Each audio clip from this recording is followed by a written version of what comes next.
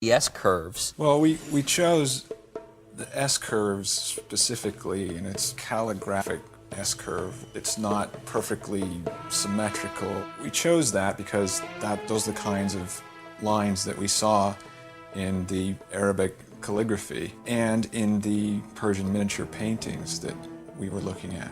My feeling about the backgrounds, about the environments, was they should be places that invite you to explore them. They should be inviting. They should be attractive. They should not be off-putting in any ways, which is why we deliberately chose to round all the edges off of buildings and have, very few, if no, sharp edges. And so it felt like, curvy environment, curvy characters, and I thought, who does curves the best in the world? Al Hirschfeld. I had always been a fan of his work. My parents both loved Hirschfeld.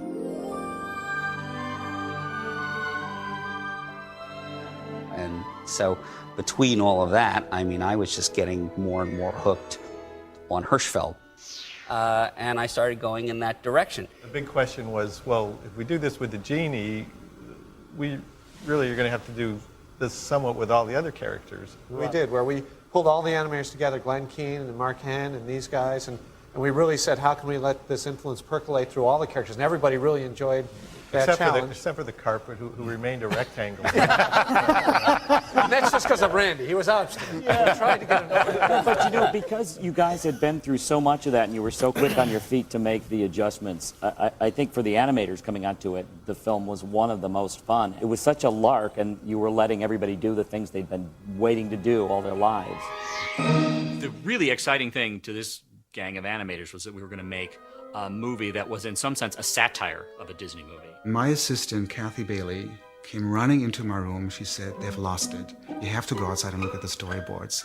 They have the genie turn into Arnold Schwarzenegger. The ever impressive. Right off the bat, the movie starts playing around with what's legitimate in the world of the movie and what's parody and what's anachronistic. So I run out there, and he's not turning into Arnold Schwarzenegger, he's turning into all kinds of other current personalities. Yo, woo, woo. I can't believe it. Here's the deal. And I think, what are they, nuts? Excuse me? One of the devices was that the peddler who sings the song at the opening and does the introduction, who's, of course, Robin Williams' voice, introduces Robin's humor into the movie right away. Combination hookah and coffee maker. Also make julienne fries.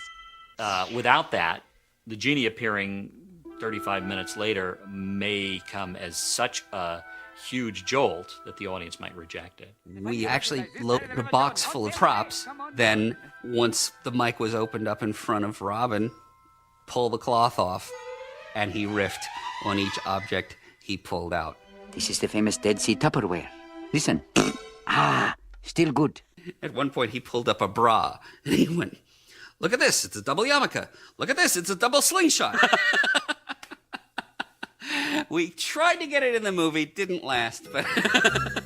So once he's established a little bit of tone of stand-up comedy, then we go into the prologue with Gazim and Jafar and Iago, and for the next 30 minutes or so, Iago gets to sort of fill in. Oh, there's a big surprise! For what Robin is going to do when the genie finally appears. Me? There's another thing that I would mention, is that, it was my subversive pleasure to conceive the genie as Jewish and Aladdin as Arabian. And it really felt like a buddy comedy. And I may not have gone in that direction until Robin started peppering some of his riffs with Yiddishisms. You little punum there. Or, punum means face, like sweet face. Now, that's pretty serious compared to the lighthearted stuff that's going on the screen. You just go, Genie, I am with you. I haven't talked about that to anybody, really, but I actually did feel it. Genie, I'm gonna miss you. Me too, Al. No matter what anybody says, you'll always be a prince to me.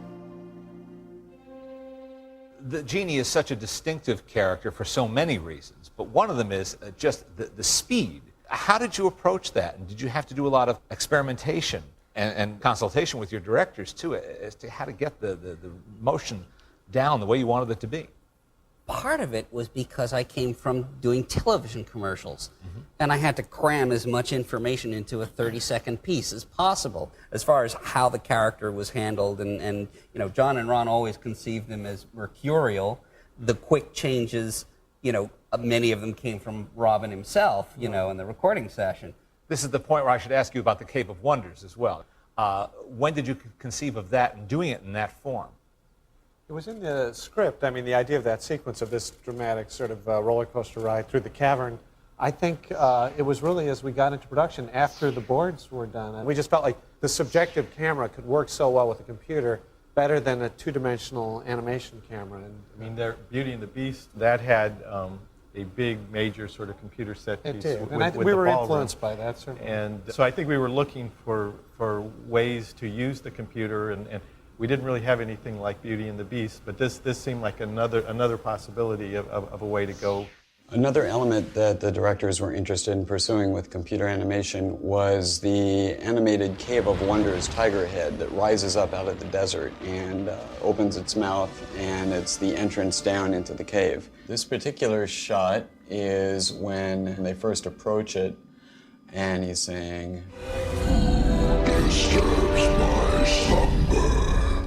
So the way that we actually achieved this, Eric Goldberg provided us with key animation drawings for how the character's expression should read. And then we'd go ahead and basically match up what he had indicated on his drawings and apply that to the computer-generated model. That was one of the very first uses of computer animation as well, with a character. I mean, the tiger isn't, I mean, his personality is limited, but he is a character, and he speaks dialogue, and yet fits more with the backgrounds than with the other characters. But that was one of the first things like that. Well, you guys have a lot to be proud of from this film, that's for sure. Thank you. I'll go on.